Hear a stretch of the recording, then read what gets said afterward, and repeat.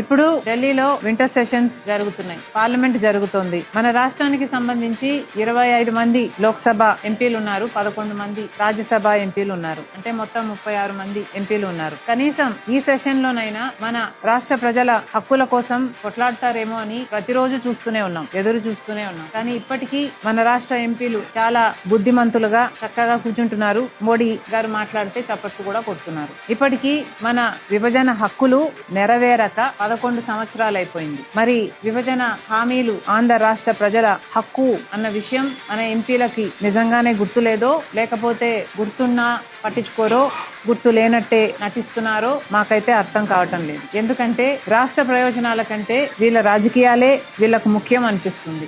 మన హామీల మీద, మన హక్కుల మీద మన రాష్ట్ర ప్రజల తరపున పోరాటం చేయడం కంటే మోడీ గారి మెప్పే వీళ్లకు మిన్నా అనిపిస్తుంది. ఢిల్లీలో రాష్ట్రంలో ఎంపీలుగా పదవులు అనుభవించడం మీద ఉన్న శ్రద్ధ ఆంధ్ర రాష్ట్ర ప్రజల హక్కుల మీద లేనట్టుగా కనిపిస్తుంది. అసలు నిజానికి ఏమనిపిస్తుందంటే, పేరుకు మాత్రమే వీళ్ళంతా వేరువేరు పార్టీలుగా, టీడీపీ గానో, జనసేన గానో, వైసీపీ గానో పేరుకు మాత్రమే వేరువేరుగా ఉన్నారు. కానీ నిజానికి వీళ్ళంతా బీజేపీ పార్టీ బినామీలా అనిపిస్తుంది. ఇంతమంది ఎంపీలు ఉన్నా కూడా వేరు పార్టీల నుంచి మొత్తం అందరూ మోడీ గారి చేతిలో రబ్బర్ స్టాంపులే అనిపిస్తుంది, బీజేపీ చేతిలో కీలు బొమ్మలే అనిపిస్తుంది.